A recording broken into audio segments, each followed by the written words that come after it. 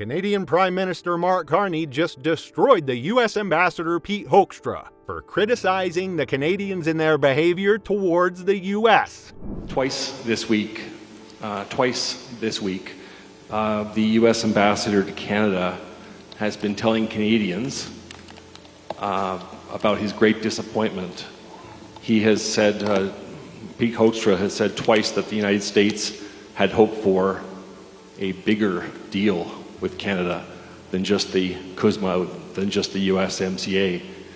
He said they had hoped for a deal that encompassed critical minerals, steel, energy, nuclear, but it wasn't possible. So he said this to two audiences this week.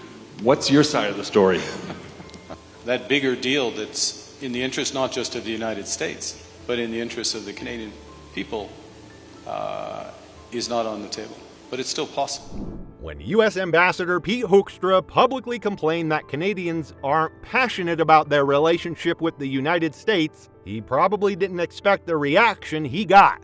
Prime Minister Mark Carney didn't just respond. He shut down Hoekstra in a way that left no doubt who's calling the shots now. His reply wasn't soft or diplomatic fluff. He made it crystal clear. Canada doesn't need approval from Washington, and it certainly isn't here to be shamed by a visiting ambassador. Hoekstra's remarks, meant to lecture Canadians, instead exposed U.S. frustration and highlighted just how out of touch Washington has become after years of trade wars, tariff threats, and political posturing.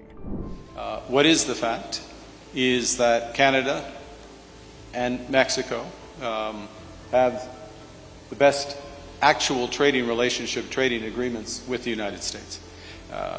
First point. Second point is that a process is just beginning with reviews in each of our country, consultations in each of our country, of how that relationship can be improved. Carney did more than just respond. He used it as a moment to draw a bold line under a decades-long dynamic of Canadian deference. In doing so, he exposed a deeper frustration from Washington and reasserted Canada's right to chart its own economic and political destiny. Instead of deflecting or offering diplomatic niceties, he reframed the narrative.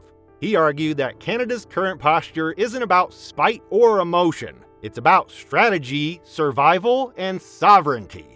If we look at the Canadian economy, Carney has committed Canada to doubling its non-US exports over the next decade, a direct effort to reduce overdependence on the American market. And while those consultations are going on, of course, we're having bilateral discussions with the United States, so you may see improvements along the way. We have the ambition, but a deal is a deal, and a deal has to go for both sides, and Canada will agree a deal that's in the best interest of Canadians. Should not surprise anyone, including the U.S. Ambassador, who's doing a very good job. That's right. Canada isn't clinging to the U.S. like a needy neighbor. It's building a global network and protecting its economy on its own terms. Carney fired back by pointing to real, tangible actions. He reminded the world that Canada is actively diversifying its trade, boosting ties with the EU, Mexico, and Asia, and preparing to double non-U.S. exports in the next decade. Now, to give everyone a peek behind the curtains, here's the actual reason why Carney had to take such a blunt tone against the U.S. ambassador. At a recent business lunch in Halifax, Hoekstra stated that his arrival in Canada had exposed a country increasingly indifferent toward its largest and most traditional ally. He criticized what he called the anti-American rhetoric, the elbows up campaigns, boycotts, and growing public cynicism.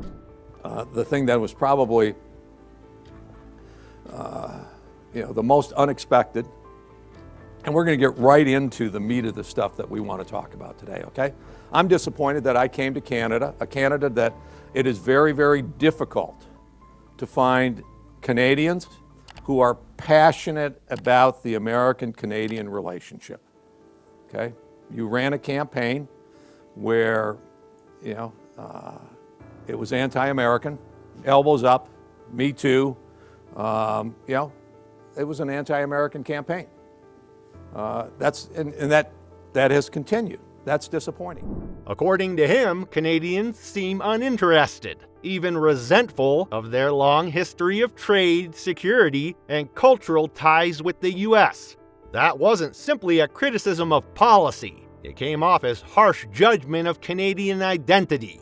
For many in Canada, especially after recent tariff battles and economic friction, it felt less like diplomacy and more like an attempt to guilt-trip a sovereign nation into submission.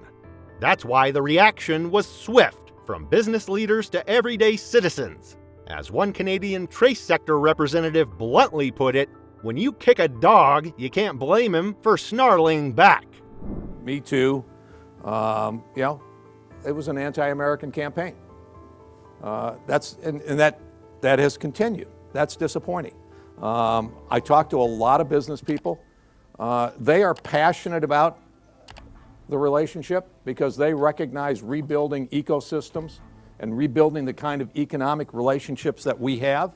Hoekstra may have tried to guilt-trip Canada, but Carney flipped the script. He made it clear that Canada's decisions, from standing firm against U.S. tariffs to expanding trade deals abroad, are about strategy, sovereignty, and long-term growth, not emotions or passion points. Carney isn't reacting, he's leading. As some people talk about, we'll go other places. It's kind of like, that's hard. And the best part? This is a wake-up call for the U.S. Hoekstra's old-school condescending tone looks laughable against a Canada that's confident, capable, and unapologetically independent. Carney's message is loud and clear. Canada charts its own course, defends its interests, and earns global respect. Plus, this one works pretty well. We've created a lot of prosperity and wealth, high-quality, high-paying jobs, by working together on both sides of the border. Like I said, I'm passionate for it. The business community is passionate for it, but they're not very public about it. Hoekstra's disappointment backfired spectacularly. What he meant as a critique became a public showcase of Canadian strength, resilience, and diplomatic finesse. Carney didn't just respond. He humiliated the arrogance behind Hoekstra's comments and reminded the world that this isn't Canadian weakness. This is an American defeat. The message couldn't be clearer. Canada is no longer a follower. It's a force to be reckoned with, and Carney is leading the charge. Carney's message was bold, his posture unflinching, and his ambition unmistakable. Canada will chart its own sovereign course. In doing so, he rattled the room and challenged the old assumptions that have underpinned Canada's foreign and domestic policy for decades.